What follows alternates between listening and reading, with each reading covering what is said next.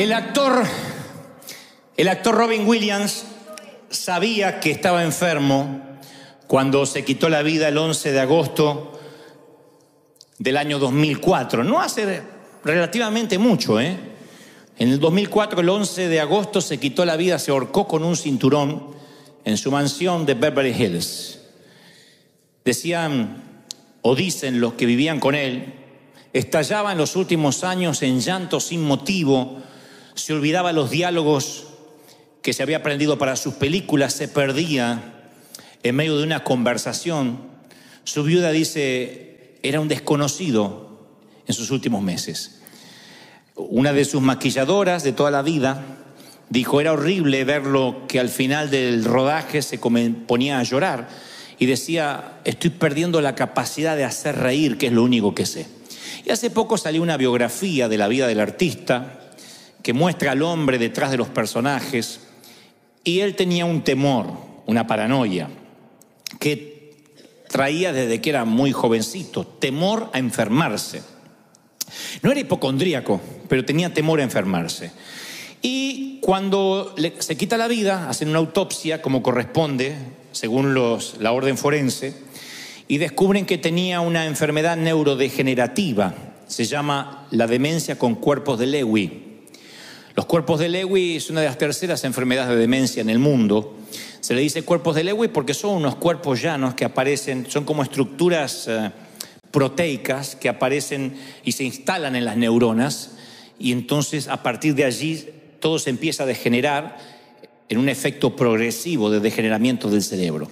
Así que el actor de Buenos Días Vietnam, Patch Adams, una noche en el museo, un día se quitó la vida y decidió que era lo mejor, puesto que no quería que le tuvieran lástima. Cuando yo recordaba la historia de Robin Williams, porque he visto sus películas, me parecía un actor, y me parece un actor estupendo, un comediante extraordinario, yo pensé que la sensación del miedo viene de muchas maneras. Y esto es independiente si somos actores o vivimos debajo de un puente como homeless, o literalmente no teníamos dónde dormir o pasar la noche, o tener una mansión. Es independiente, es indistinto del estrato económico, del estrato socioeconómico, el estrato espiritual, de donde vengamos, de qué cantera fuimos cortados. Todos en algún momento tuvimos ese miedo, ese temor a algo. Tal vez no a la muerte. Los que tenemos a Dios sabemos dónde vamos cuando nos toca partir a la eternidad, bajar al sepulcro, ¿no? Pero las personas, todas, indistintamente de donde provengamos, luchamos con algún temor, con un miedo a algo desconocido. Y yo llamé al temor una curva en el camino, porque es la curva, cuando uno va en la ruta, es el momento donde uno no puede ver lo que acecha a la vuelta de la esquina. Una sensación mínimo de inseguridad. Y en la vida, las curvas en el camino es cuando no sabemos qué viene. Ya sea que acabamos de casarnos o acabamos de divorciarnos. Ya sea que salimos del panteón o salimos de la nursery. Siempre hay un momento donde decimos, lo que viene no me compete, no sé, no tengo el resto del plano. Y esa curva en el camino produce, más que ansiedad, el temor. Si vamos a estar a la altura de las circunstancias. Si vamos a poder hacer frente a lo que viene. Y el temor es parte de la trama de la vida. Es imposible vivir sin miedo. El miedo no se lo puede ignorar, hay que enfrentarlo. Pero el miedo es parte de la vida. Y es un instinto básico de supervivencia. Hay un miedo que es saludable. Hay un miedo que no llega a ser tan poco miedo, sino precaución, pero que es primo hermano del miedo, que hace que uno mire a la derecha y a la izquierda antes de cruzar una calle. El miedo hace que uno se coloque el cinturón de seguridad cuando uno sube al automóvil. Es un miedo saludable, es un instinto de supervivencia, que uno trate de atajarse así cuando ve que alguien va a arrojar una piedra, o cuando hay una explosión, que uno intente tratar de protegerse. Pero hay otro miedo que es una fobia, que no resiste análisis, que no resiste el sentido común. Existe un tipo de miedo que es la fobia, que uno no lo puede explicar, y yo no subestimo al que tiene fobia, Cuando digo no lo subestimo, no digo es un espíritu. Yo no puedo decir el que tiene una fobia le agarró un demonio, porque me consta que las fobias comienzan con una pequeña puertecita y después se transforma en un monstruo que navega en las profundidades de nuestro alma y no se ve. Nada más que el que lo siente, lo sufre. Porque una fobia es cuando el temor y la razón no están en contacto. Tienes miedo y no hay razón para tener miedo. Entonces vas y le dices a alguien, ora por mí porque tengo miedo, y la otra te dice, no tengas miedo, no te preocupes, y te da una serie de frases comunes que no llenan tu motor, no llenan tu tanque, no te calman. Sigues teniendo ese temor porque ya está afianzado como una fobia. 1 de cada 10 de los que hoy están aquí en River Arena, 1 de cada 10 sufre de alguna fobia, algo que no puede superar. Fobia a los lugares abiertos, fobia a las multitudes, fobia a los espacios cerrados, no sé, a los elevadores, a andar por la calle, a la migra. Hay gente que tiene fobias a algo.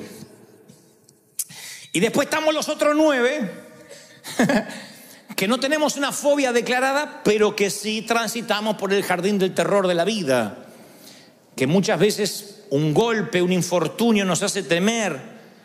El temor, uno apenas le abre una puerta, el temor dice, permiso, vete un pie, y después se te instala, de modo que se transforma en una paranoia. Y preguntas, yo tengo temor, y dice, hay gente que dice, no sé si hay vida después del divorcio, no sé si voy a poder subsistir. Otros dicen, yo no sé si hay vida después de la muerte de un cónyuge, la pérdida del sustento. Yo he tenido mis propios momentos de temor abrumador. La primera vez que me paro ante un gentío, ante una multitud, yo me acuerdo todavía lo que sentía. Imagínense un muchacho introspectivo, lleno de complejos. De pronto hablarle a un gentío yo dije, me voy a orinar acá. Yo tenía terror, no me salían las palabras, no podía mirar a la gente a los ojos. Recuerdo ese temor abrumador. Recuerdo el temor abrumador de salir al hospital con un niño, uno de nuestros niños lleno de sangre, que estaba mirando por una ventana en un altillo, de pronto tropieza, no sabemos con qué, se abrió la cabeza, lleno de sangre, y envolverlo en toallas, subir a un taxi y correr al hospital. Cuando dentro del miedo los protagonistas son nuestros hijos, es peor que miedo, es terror. Estuve ahí cuando lo tenían que coser sin anestesia porque no había tiempo, y yo me acuerdo estar ahí y decir, Señor, que no pase nada, que no pase nada. Yo sé que hay papis aquí que han vivido situaciones así, mirar a su hijo jugar al fútbol, a lo que sea, y de pronto ve que alguien lo golpea, cae y se queda inmóvil unos segundos. Son esos segundos que literalmente se te corta el aire a ti, porque piensas que tu vida podría cambiar tal como la conoces en un instante. Y esos temores a veces no te dejan vivir. Cuando la curva del camino llega a tu vida, esas curvas llegan en momentos donde uno tiene que dejar a los chiquititos en el kinder. Recuerda cuando fuiste a llevar a tus hijitos al kinder la primera vez y la maestra te dijo, déjelo, va a llorar un poquito, pero después déjelo. Y tu hija está ahogándose de... Tú quieres agarrar a tu hija y decir, me la llevo de acá, maldito, pero no puedes, tienes que dejarla ir. Y después vienen otras curvas del camino, cuando viene un condenado a llevarse a tu hija, uno de 25 años, 26, y dice que ama a tu princesa. Ese día va a llegar también para mí, algún incircunciso ha de llegar. Pero yo ya lo tengo resuelto, ya tendrá sus 48 años y que haga su vida. Que crezca. Hija, ya tienes casi 50, creo que puedes cuidarte sola. Curvas del camino, en que uno dice, no sé qué va a ocurrir del otro lado, pero el temor alguien lo definió como un pequeño chorro de duda, unas goteras de duda que fluyen a través de la mente y luego producen un canal tan grande que todos los pensamientos se escurren por ahí, todos los filtras a través del temor. Y esos temores crecen día a día hasta que nos encontramos paralizados, incapaces de hacer cosas para Dios, incapaces de creerle al Señor, porque el temor te va envolviendo. Dicen los psicólogos que hay 6 tipos de miedos, independientemente de los que no son fóbicos inclusive, pero hay 6 miedos que todos los seres humanos luchamos en algún momento: pobreza, crítica, pérdida del amor, que te amen o dejes de amar, enfermedad, vejez y muerte. Y cuando esas 6 cosas pasan por la vida, porque son estaciones donde sí o sí tenemos que atravesar, uno se llena de temor, son curvas del camino. Y el Señor me mostraba una historia de temor notable y de cómo el temor puede cambiarte y arruinarte la vida y robarte lo que Dios ya te dio. Hay gente que yo estoy seguro que por el temor se está perdiendo bendiciones, se está perdiendo amor, se está perdiendo a su pareja, se está perdiendo empresas, se está perdiendo ministerios. Y no es que Dios no se lo quiera dar, el temor no les permite ver, les impide ver lo que Dios tiene. Hay una curva en el camino que no les deja ver y los llena de ansiedad y no avanza. Y las Escrituras hablan justamente cuando la delegación de espías, en el éxodo de Israel, la delegación de espías fueron a espiar, valga la redundancia, a Canaán. Moisés recibe de parte de Dios que por cada tribu, 12 tribus, tiene que elegir un delegado. Y esas 12 tribus eligen cada uno un delegado, 12 delegados, 12 espías, van a ver qué hay en la tierra prometida. Ya estaban allí. Así que se reúnen en una asamblea en Cades Barnea y dicen, bueno, vamos a decidir qué es lo que hay, vamos a hacer un reconocimiento. Dios nunca les envió a los espías para consultarles si conquistaban o no. Dios nunca les dijo, miren, ahora son mi board. Si ustedes después por mayoría votan que no, no lo hacemos. Probamos otra tierra prometida. No. Aquí van a una experiencia de reconocimiento. Nada más. Era un equipo de avanzada para la conquista. Dios dijo, esta es la tierra que ya les entregué. Noten el verbo. Nunca dijo que les voy a entregar. Vamos a ver si se las puedo dar. Ya les entregué. Ese es el hogar final luego de generaciones de esclavitud en Egipto. Estamos hablando del suelo patrio de Abraham. El sitio donde iban a plantar la bandera finalmente, el suelo patrio de sus sueños. Pero Canaán era la curva en el camino del éxodo y los israelitas no podían ver a la vuelta de la curva. Así que envían 12 espías después de la asamblea y 10 de ellos, la historia la conocen todos, 10 de ellos vienen con un reporte negativo. 2, Josué y Caleb, que la Biblia describe que tenían otro espíritu, otra atmósfera, otra manera de pensar. Dicen que sí se podía porque Dios ya se los había dado, dijo los vamos a comer como a pan, pero eso eran Josué y Caleb. Los otros 10 dijeron no, nos vimos a nosotros como langostas. Hay unos gigantes espantosos del otro lado, están armados hasta los dientes. Cuando vayamos nos van a liquidar. Y este informe negativo produjo una infección de temor que duró 40 años. No una semana, no un mes. Les costó años de penas y tragedias. Dios nunca había establecido ese espíritu de temor que trajo de vuelta el comité de recomendación. Era un espíritu de temor que se enquistó en el pueblo. 10 tipos infectaron una nación por 4 décadas mínimo. 10 tipos. Yo digo, qué increíble que 10 puedan infectar toda una nación. Les metió temor, les infundió un espíritu de miedo. Ahí es cuando el Señor me decía ayer, quiero que le digas a mis hijos que el temor ignora mis planes. El temor ignora el plan de Dios. Dios te puede dar un plan, Dios te puede dar un proyecto y tú dices, sí, Dios me lo dio. El temor va a hacer que te olvides del plan, si permites que el temor tome control. Aun cuando Dios te dio la palabra, el temor va a tomar el control, se va a poner al timón y va a poner a la palabra de Dios en el asiento trasero. Hay mucha gente acá que a mí me consta que tiene capacidad, que Dios está dispuesto a darle recursos, a conectarlos de manera divina con gente que no conoces, que vienen a ti a abrirte las puertas. Todo está listo para que el efecto dominó se produzca y el temor se para la puerta como el matón del barrio y te dice, acá no pasas. Es lo que le pasó a Israel, no pudo atravesar esa última línea. Dice la palabra en Deuteronomio 1:19, y salidos de Horeb anduvimos por aquel grande y terrible desierto, por el camino del monte del Amorreo, y llegamos hasta Cades Barnea. Entonces os dije, habéis llegado al monte del Amorreo, el cual Jehová nuestro Dios nos da. Dios ya te dio. No termina este año sin que te convenza de que Dios ya te bendijo. Dios ya te dio. ¿Lo crees? Mira, Jehová tu Dios te ha entregado la tierra. Sube. Si yo te dice te la entregué, sube y toma posesión, cabezón. Te la entregué. Sube. Pero uno va creciendo, se va volviendo más adulto y por dentro gente más pequeña. Y el Señor dice, aquí está la tierra, tómala. Pasaron tantas cosas y no podían cruzar la línea final. Yo sé que hay gente aquí esta tarde que muchas cosas de la vida le han pasado terribles situaciones, infortunios, y no está pudiendo cruzar la línea final en algo. El Señor me mostraba gente que estaba ahí. Estira la mano y ya tiene las uvas. Hace un paso y ya está en la tierra que fluye leche y miel. Pero hay gente que no puede cruzar la última línea. Yo conozco amigos míos que se arrepintieron en el altar antes de casarse.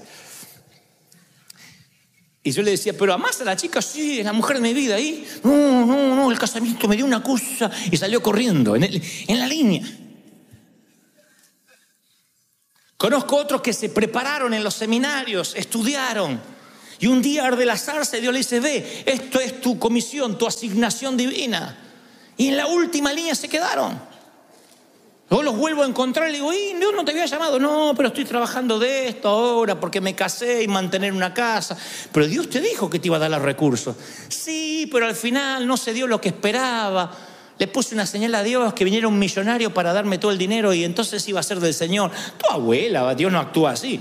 Las señales siguen a los que creen, no los que creen siguen las señales. Las señales siguen a los que creen. Y en la última línea se queda. Entonces yo estoy convencido de que Dios tiene un territorio a nombre tuyo, que hay algo que no estás reclamando, que algún día vas a llegar al cielo, Dios te va a llevar a un warehouse con tu nombre y un montón de paquetes cerrados, así como UPS o FedEx, va a haber un montón de paquetes y vas a decir, ¿y eso? Bendiciones que no abriste, no que no te di, que no abriste, que dejaste en la puerta, bendiciones que te arrebataron. Yo estoy seguro que va a entrar una soltera así, diciendo, Señor, me pudiste haber bendecido con uno. Y Dios te dice, mira, ahí tenías el musculoso, encima argentino, todo tenía. Ungido. Y ahí tenías un pelirrojo y allá tenías un rubio, porque si no te gustaba este, yo tenía otro plan B. Y huérfano, sin madre, todo. Hay gente que se va a enterar lo que se perdió por no cruzar la última línea. Así que yo creo que el temor ignora los planes de Dios. No solo los ignora, sino que distorsiona los propósitos divinos. ¿Qué es distorsionar cuando no estás viendo correctamente? Como esos espejos que distorsionan la visión. Yo creo que algunos pierden la perspectiva. El miedo es tanto que pierden la perspectiva de lo que están viviendo. Escuchen lo que Moisés recrimina que hace el pueblo. En Deuteronomio 1:27 dice, y murmurasteis en vuestras tiendas. No es que él los vio murmurando afuera, que se juntaron afuera en la plaza. En las tiendas, el Espíritu Santo se lo reveló. Esto va para los que dicen, no, yo no murmuro, yo me desahogo en familia. Por eso no es crítica. En tu tienda es tu casa. Murmuraste en tu tienda diciendo, Jehová nos aborrece, nos odia. Nos sacó de Egipto para entregarnos en manos de los gigantes. Nos tienen atemorizados, nuestro corazón está atemorizado, porque este pueblo es más alto que nosotros, es más que nosotros. Las ciudades son más grandes que las nuestras y son amuralladas hasta el cielo. Ellos empezaron a decir, Dios tiene la culpa de lo que me pasa. Eso hace el temor, saca lo peor de nosotros. Trae la queja, trae la acusación, trae la desconfianza. Miren lo que hicieron 10 tipos, infectaron una nación entera. Se promovió la queja de manera tal que empezaron a culpar a Dios. El único gigante que debían temer estaba dentro de ellos, que era el temor. Sus perspectivas estaba tan distorsionada que llegaron a decir, somos como langostas, nos van a aplastar. Nos han traído a este camino para que seamos la comida de los impíos. ¿Ven que cuando más grande el temor, más débil es el razonamiento? No razonamos. El temor distorsiona nuestra perspectiva de los propósitos de Dios y encima lo culpamos a Dios. Me acuerdo exactamente que un día subo a un avión, iba para cierto país y abrí una rendijita de temor pequeña a volar. Miedo a volar. Yo no puedo tener miedo a volar. Que yo tenga miedo a volar es como que un pintor tenga miedo a la pintura, que un chef tenga miedo a la comida. Yo vivo volando. Y cuando subí a un avión me acuerdo que se movió más de la cuenta, que las turbulencias son algo natural, normal. En las leyes de aerodinámica un avión se tiene que mover. Y sin embargo yo me empecé a preocupar y dije, opa, me agarró miedo. Pero dije, bueno, Señor, es un momento. Ya a la vuelta del viaje, ya venía con más miedo, el avión se movió un poquito y ya llamé a la azafata, le digo, señorita, haciéndome el vida resuelta, ¿no? Señorita, por favor, un juguito de naranja y una pregunta. Es como cuando uno va a la farmacia a pedir una aspirina y un supositorio, ¿no? Que uno dice, una aspirina y un supositorio. Bueno, así, jugo de naranja y una pregunta. Porque en realidad lo llamaba para la pregunta, no para el jugo. Le digo, este avión se mueve mucho así, es normal, es porque es viejito. Y me dice, ¿usted es novato viajando? No, yo viajo hace como 20 años. Ah, señor, no se preocupe. Sí, y el avión iba así, se movía la azafata. No se preocupe, es normal. Y ahí el temor empezó a crecer. No sé por qué, fue hace varios años, empezó a crecer. Hasta el punto que me paralicé. Y no es que le tenía miedo a la muerte. Dije, en el avión no me quiero morir, prefiero morirme en una cama. En el accidente terrestre es más fácil, es más rápido.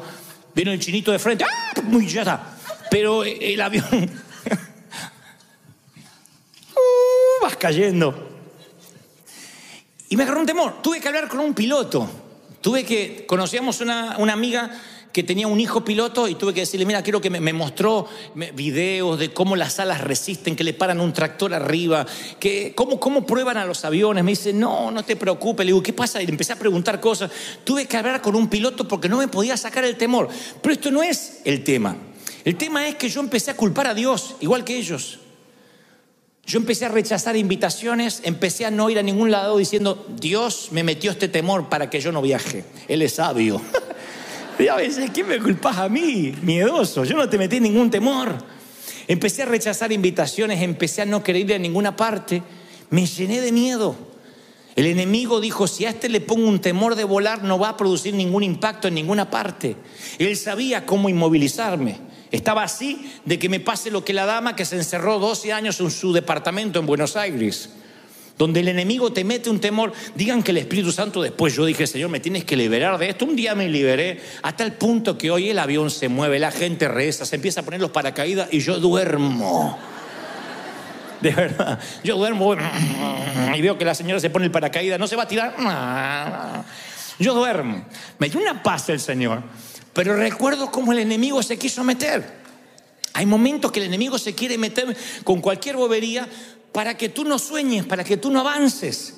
Tal vez lo tuyo no sea miedo a volar, pero sea miedo a emprender un negocio, miedo a casarte, miedo a tener hijos, miedo a cambiarte de país, miedo a renunciar, miedo a dejar las redes.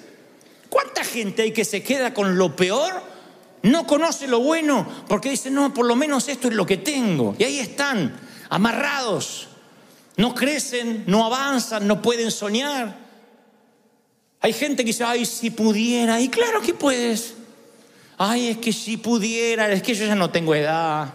Ya estoy en los 30, te dice. Increíble. Hay gente que envejece cuando decide envejecer. Hay gente que le falta un bastón aunque tenga 25 años. Hay que darle un bastón y orar por su próstata aunque tenga 25 años. Porque uno envejece cuando decide envejecer. Cuando deja de soñar, cuando deja de pensar, cuando deja de avanzar, cuando el temor se le mete y termina siendo un paranoico o un hipocondríaco. E Israel tenía miedo y la culpa resulta que murmuraban en contra de Dios. El temor no solo te distorsiona e ignora los propósitos divinos, sino que es contaminante, es tóxico, desalienta a los que te rodean. Yo he visto que el que tiene temor, el temor extiende sus tentáculos. El que tiene temor hace que toda la familia tenga temor. El desaliento, el temor siempre es contagioso, es un principio devastador. Noten que 10 de los 12 hombres que espiaron la tierra prometida infectaron a toda una nación. A veces venimos con un temor que arrastramos desde chicos. Un temor que nuestras mamás, en su afán de cuidarnos, nos metía las semillitas de temor. Hagan memoria. Cuando yo empecé a ser adolescente y empecé a salir, mamá decía, cuídate, mira que ponen drogas en la Coca-Cola, y no te das cuenta y apareces drogado. Así que yo andaba con la lengua como lagartija, no tomaba nada porque decía, te puede meter droga. No, cuídate porque no te das cuenta y ¡brum!, te drogan. Y después, mamá, después me tomo un taxi. No, porque los taxistas están arreglados con una clínica y te desmayan y te sacan los órganos. Hay gente que se despertó en una bañera con hielo sin riñones. Así que yo subí agarrándome los riñones y digo, lléveme hasta... Te agarra miedo. Y ese miedo empieza a crecer a donde tú dices, no puedo andar. Yo conozco gente de acá, que vive en Estados Unidos, pero que son de México, de Colombia, de El Salvador, de Guatemala, de Argentina. Quizás no, mi país es muy peligroso, ya no puedo volver. Cuando yo voy de visita, yo no sé, tengo que andar con seguridad. Y sí, están bravos los países, pero yo les cuento una experiencia que conté en el primer servicio. Fui a Argentina esta semana, entre otras cosas fui a ver a mi papá. Entonces un amigo me dice, no andes tomándote taxi, que te cobran una fortuna. Yo te pongo un chofer que trabaja para mí. Le digo, no, ese es un tipo que no habla, te va a llevar con una camioneta para todas partes. Le digo, mira que tengo que ir a varios lugares, tengo algunas entrevistas. Sí, él te lleva. Yo lo que no tenía ganas de bajar del avión de 14 horas de vuelo y ponerme a hablar con alguien. Entonces me dice, no, él es mudo, ciego y sordo, como Shakira. Y así maneja. Y llega el tipo, un grandote, así, un monstruo, era sentado. Y entonces empezamos a andar. Le digo, vamos a Billinghurst, a mi barrio natal. Digo, ¿conoce? Sí, por supuesto. Entonces me lleva a Billinghurst, que es el barrio no ha cambiado, las paredes están peor que antes, los barrios, esos barrios que están detenidos en el tiempo, ¿no? Así que fui al barrio y de pronto salimos del barrio, todavía estamos allí antes de agarrar la ruta. Y dice, se nos está pegando a alguien. Atrás venía un auto, se nos está pegando a alguien. Tranquilo, agarra un arma.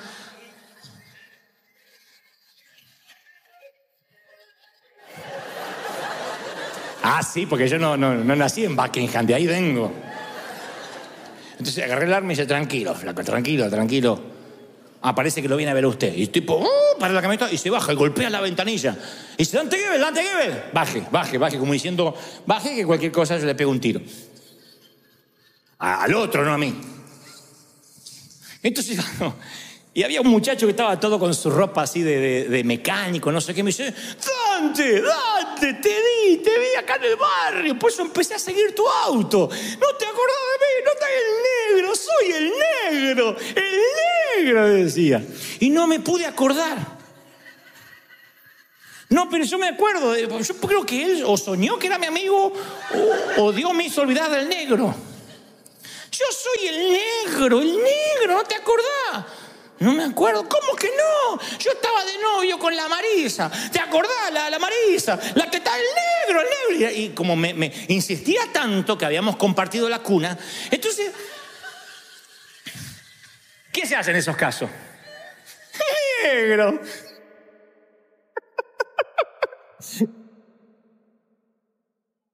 Estás igual. Y se puso feliz, porque si le decían no te conozco, se suicidaba ahí. Negro, ¿qué haces? Y todo por allá, porque eso no falla, todos tienen un por allá. Y tu gente, porque por más que sea solitario, gente tiene. Y tu gente, che, ¿y tú cómo es? Mi hermana. ¿Es tu hermana? Entonces me completaba la frase y así mantuvimos una charla. Yo digo, cualquier cosa, está armado el otro y lo mata al negro.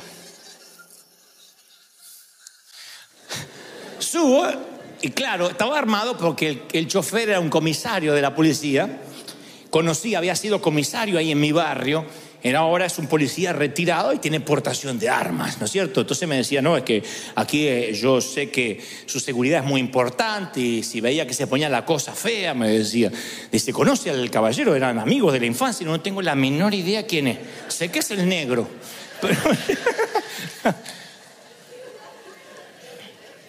Pero yo pensaba, fíjense cómo la mente te puede llegar a crear una historia. Si este muchacho no era de seguridad y no paraba, cada vez empezábamos a correr diciendo tuvimos una persecución, alguien nos quería matar. ¿Cómo el temor podía infiltrarse? A lo mejor con una bobería, con algo que era cotidiano. Y me pasó esta semana, y yo decía, es increíble que muchos venimos de esos lugares donde nos acostumbramos al peligro, a que te podían pasar cosas. En mi país a mí me asaltaron 3 veces, me robaron las zapatillas, el cinto, eran cosas que podían pasarte. Hoy en día nosotros, el solo pensar que nuestros hijos podrían estar ante el más mínimo peligro, a veces nos transformamos en guardiacárceles. No les dejamos ser libres y lo contaminamos a nuestro hijo. Como mamá me decía, te van a poner drogas, te van a enfermar, te van a quitar los órganos. A veces uno sin querer arrastra en los patrones genéticos esos miedos. Y hay que cortar, porque el temor saludable es aquel que hace que tengas cuidado. El temor saludable te coloca el cinturón de seguridad. La fobia hace que no subas al auto. El temor saludable hace que mires la calle antes de cruzar. La fobia hace que no salgas a la calle. El temor saludable es que tomes tus recaudos antes de emprender un negocio, veas con quién te vas a asociar, de dónde vas a sacar los recursos. La fobia hace que digas, me quedo de empleado porque es lo seguro. La fobia no te deja avanzar, no te deja pensar. Y se infecta, se transmite, es algo desalentador. 40 años arruinados por 10 hombres que tenían miedo. Cuando ellos regresaron, trajeron a un gigante mucho más terrible de los que habían visto. El gigante del temor, que acechó todo el campamento y devoró la fe y el valor de una nación. El temor es transferible, no te olvides de eso. Siempre decimos nosotros que nadie, como dice el apóstol, con ligereza imponga manos. Claro, no es que el que te toca ya te pasó el temor, pero a veces uno está tan abierto, tan sensible, uno es como tierra mojada, entra la semilla y entra el palo también. Y cuando uno es una tierra mojada que dice, pastor, ore por mí, ese hombre, si a veces es pastor o no es pastor, ora por ti y muchas veces te va a transferir sus temores, sus cosas. Ojalá que te transfiera fe, que te transfiera valor, pero a veces hay cosas negativas. Me acuerdo que estábamos por hacer nuestro primer estadio en el año 96. En el año 91 Dios nos da una palabra y me dice, pastor de los jóvenes te dirán. Llenarás los estadios, en una noche Dios te hará conocido, traeré la gente del norte, del sur, del este y del oeste, yo los soplaré, no te preocupes, ni por la gente, ni por los recursos, porque yo soy el que te levanto, muchacho. Yo tenía 23, 24 años, un pibito, chamaco. Y Dios nos da una palabra de fe, y en fe vamos al estadio, rentamos el estadio en fe, pagando una pequeña parte, una seña, diciendo que el resto lo vamos a pagar después que se termine el evento. Tuvimos favor con el presidente del club. El presidente del estadio Vélez, llamaba Gámez, me dice, ok, ahí está el estadio, pueden hacerlo. Pero unas semanas antes yo voy a predicar en una pequeña iglesia de provincia, donde hay un pastor que todavía recuerdo, no le diré quién es por una cuestión de no herir susceptibilidades. Le digo, pastor, ¿no orás por mí porque voy a hacer un estadio? Y él me dice, pero no te conoce nadie. ¿Y los recursos? No tengo nada, pero Dios me dijo. Bueno, me impone las manos y ora. Y dice, Padre, yo te pido que lo bendigas. Si tú lo has mandado, está bien. Si no es tu voluntad, está bien también, Señor, que se dé cuenta que tú no lo mandaste. Pero si tú lo enviaste, Padre, esas oraciones que no se comprometen demasiado, ¿viste? Si te sanás, gloria a Dios. Y si te morís, porque Dios quería que te muriera. Esas oraciones que no se comprometen. Cuando termina de orar, me dice, estás loco. Yo oré, pero estás loco, flaco. Esto es un suicidio. ¿Quién te va a ir a ver? No te conoce nadie. No, yo ni loco. Claro, era el pastor de una iglesia más o menos pequeña, con un montón de temores. Y ahí me di cuenta, sin querer, que me lo había traspasado los miedos. Me fui a dormir con un miedo. Me levanté con un terror. Que dije, vamos a suspender todo, suspendamos, esto no es de Dios. Me olvidé de las palabras proféticas, me olvidé de lo que Dios me dijo, de todo. Un terror de que no iba a poder pagar, que iba a terminar preso, de que soñaba de que salía al estadio y no había nadie. Y había un compañerito del colegio que decía, ¡ja, ja! Y se reía de mí. Soñé que salía, ¡ay! Me había olvidado de vestirme. Mire, el temor abrió una puerta y todos los pensamientos se filtraron por ahí. Volvimos a orar con el equipo de profetas, unas hermanas que oraban, y dice la hermana, el Señor me muestra que un espíritu de temor se metió en ti. ¿Te hiciste orar por alguien? Sí, un pastor. Dice, bueno, te transfirió el espíritu de temor, te transfirió el espíritu de miedo, y hay que cortar ahora. Fíjense lo importante. que uno a veces va por la vida. ¿Puedes creerlo o no? Yo lo viví.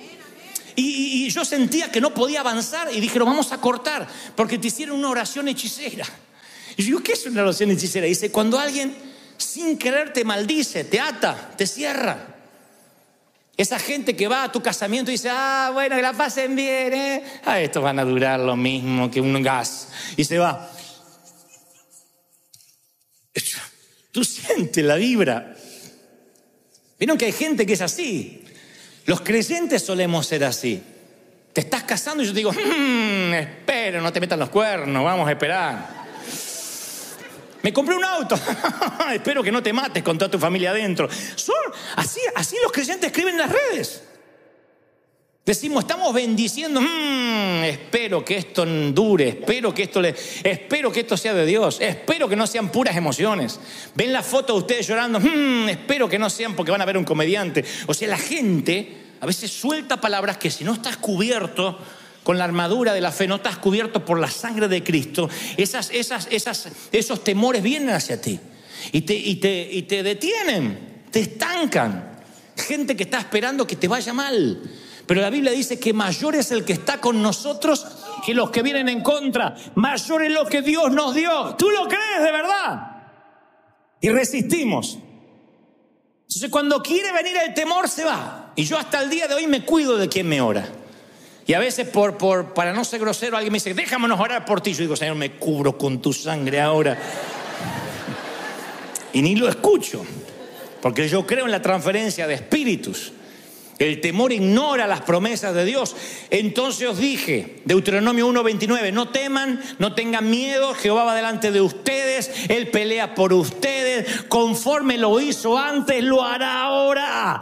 Él está delante, Él está detrás, Él estuvo en la columna de nube y en la columna de fuego, volverá a estar. ¿Tú lo crees? ¡Aleluya! La Biblia nos dice que Él los había llevado, literalmente dice, yo los llevé como un padre a sus hijos, como trae el hombre a su hijo por todo el desierto. Dios los trató como infantes al pueblo de Israel. Los alimentó, los sostuvo, los mimó, los apapachó. Ay, ¿tienen hambre los nenes? Ay, cae maná otra vez. Y caía el maná. Estamos hartos de maná, vengan las codornices. Dios los alimentó, los bendijo. Ahora tenían que pasar el examen. A veces vamos por los desiertos y los desiertos en la vida es para que creemos lazos con nuestro Padre. En los desiertos aprendes a hablar con Él, en los desiertos ganas intimidad. Y Dios quería que lo amaran por lo que Él es, no por lo que les daba. Así que el desierto fue una etapa donde era el tiempo en que ellos tenían que sacarse a Egipto de dentro. Salieron de Egipto en cuestión de horas, pero Egipto de dentro les tardó 40 años y a algunos no se les fue. De hecho, murieron ahí en el desierto. La esclavitud es tan fuerte en algunos, el miedo es tan fuerte que a veces tarda años en que empieces a confiar en las promesas de Dios. Y Dios le dice a Israel, así como yo estuve, yo voy a estar, yo no cambio. Le estaba diciendo, no mires lo que los faros delanteros de tu automóvil te muestran, que son los gigantes. Te doy permiso para que mires por el espejo retrovisor y veas cómo yo estuve, como nunca te he fallado. Como estuve en el pasado, tú tienes que mirar hacia atrás y Dios dice, y tienes que decir, si Dios nos trajo hasta aquí, nos va a llevar hasta el futuro. Pero sus ojos estaban congelados por lo que veían adelante y parecía que los gigantes aplastaban todo lo que Dios había hecho. Por eso yo te pregunto esta tarde, ¿de verdad que no hizo nada Dios en tu pasado? De modo que puedas decir cómo estuvo, va a seguir estando. ¿De verdad que todos tenemos la memoria tan frágil que podemos decir, a mí Dios nunca me libró de nada? ¿Cuántos están aquí y dicen, Dios me sacó de situaciones que pensé que no iba a salir? ¿Tienes ¿Tienes una historia para contar? ¿Sí? Que dice, Dios me sacó, Dios me libró. Contesto en el servicio anterior y no quiero pasar por alto.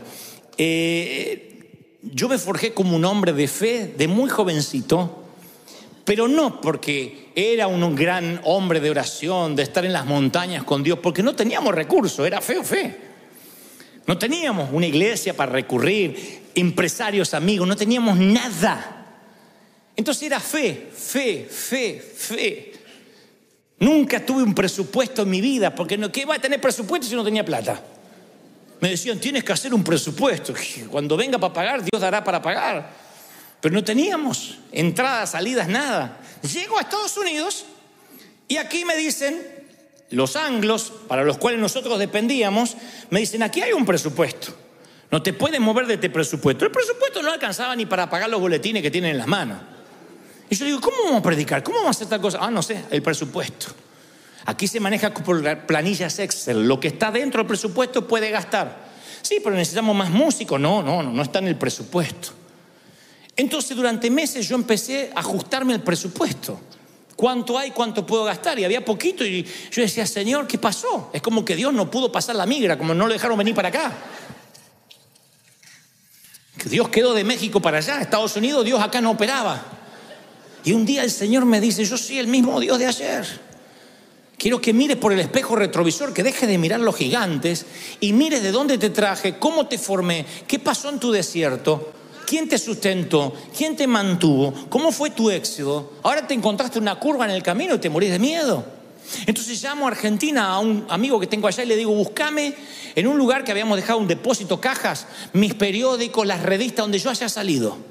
Y este habrá pensado, le agarró el espíritu de megalomanía, que querrá verse a sí mismo. Le dije, quiero que me traigas todos los recortes de periódicos, qué dijo la prensa, quiero que los traigas. Y cuando vengas aquí a Estados Unidos, me traiga los recortes. Me trajo un pilón así. Empecé a recortar y mandé a hacer cuadros. Dice el pastor de los jóvenes anoche, llenó el estadio, no se sabe dónde saca el dinero, pero ahí está. Todo. Toda nuestra oficina hay cuadros memoriales de lo que Dios hizo. El que va y no conoce mi corazón piensa, mirá, este se está mandando la parte de quién fue o qué hizo, pero es para mí. Cada vez que alguien me viene a decir, no hay plata, no tenemos, no hay, el Señor me dice, vuelve a mirar lo que yo hice. Como estuve contigo, yo voy a estar en tu futuro, voy a estar en tu presente, voy a seguir estando contigo. ¿Tú lo crees de verdad? Así que si yo fuera tú, pegaría versículos bíblicos en la alacena, en la nevera, versículos que te sostuvieron, pégatelos. Aunque tengas seminario bíblico, aunque seas doctor en divinidades, pégate versículos donde pase más tiempo, junto al inodoro, ahí. Para que te recuerden cómo Dios te sostuvo.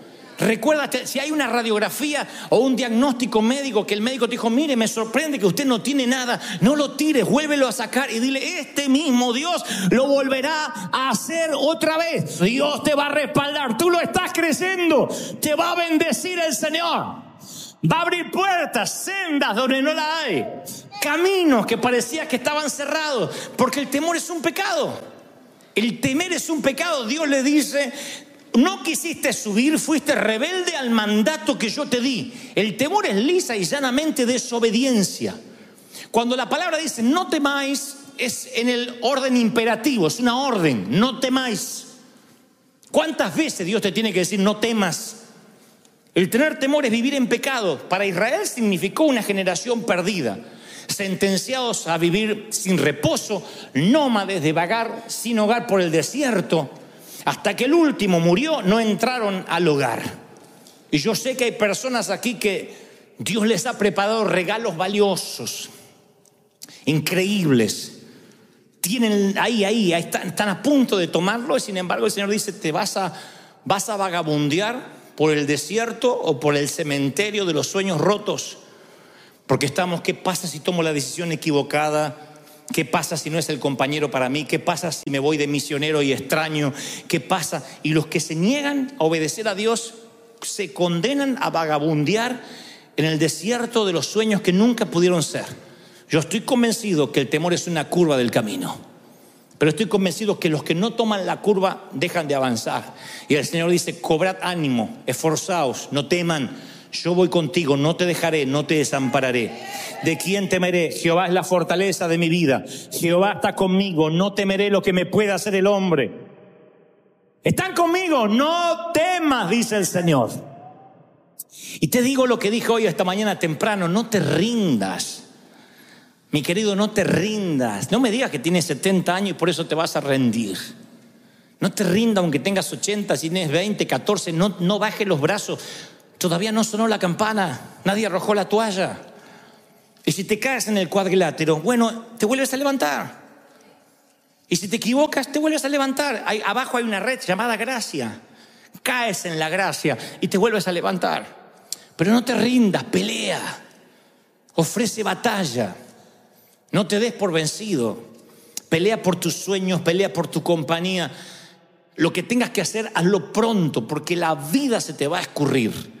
Y el temor lo que hace es esclavizarte y robarte lo que no se puede recuperar. Tiempo. El dinero sí se puede recuperar. Nos consta de gente que ha estado en quiebras financieras y salió adelante. Pero el tiempo, ¿quién te devuelve los años no bailados? ¿Quién te devuelve los años que no bailaste? Los años que no celebraste. ¿Quién te devuelve los años que no amaste? Los años que no entregaste, los años que no sembraste. Hay un momento que vas a sentirte solo al final de la vida diciendo: no escuché aquel mensaje esa mañana del 10 de noviembre en que Dios me decía: tienes que emprender, tienes que hacer, tienes que vivir una vida digna de ser contada. Una vida que Hollywood quiera llevar a la pantalla tan solo de saber lo que estás pasando, lo que te atreves a creer. Tienes que hacerlo. Acá hay jóvenes, hay muchos jóvenes, sean audaces. Y no pueden decir: es que si me sale mal no tengo modelos. Bueno, entonces, como decía Pablo, mírenme a mí. De donde yo vengo, tu mejor amigo era el negro. De donde yo vengo, cuando regresas al barrio tienes que volver armado. O sea que no nací en una cuna de oro donde ahí salieron los Nobel, los Pulitzer y los que ganan Oscar. Entonces no hay excusas para decir: bueno, lo que pasa es que este es de Gringolandia. Yo de donde vengo, los sueños estaban rotos, estábamos presos, no teníamos miedo a todo. Pero yo un día dije: voy a comprar mi libertad, tengo que pelear la vida, tengo que creerle a Dios. Y le creí a Dios. Y salían los pastores a decir: no eres de Dios, eres una moda, vas a pasar, eres un muchachito, vas a avergonzar el evangelio. Ya hace 30 años de eso. Y cada vez que hacíamos algo: eso no es de Dios, Dios no te va a bendecir. Te fuiste de Argentina, cobarde, porque allá seguramente vas a fracasar. Todas las palabras negativas, todo ese temor que a veces imparten, esas transferencias de espíritus negativos venían. Y aprendí a tener cuero de rinoceronte, a tener piel de foca, para que todo rebale y conservar el corazón tierno. Y esta misma unción, esta te la quiero transferir, esta sí. Una unción de valor, una unción de fe, una unción de poder, una unción de creerle a tu Dios. ¿Tú le crees? ¿De verdad que le crees a Dios?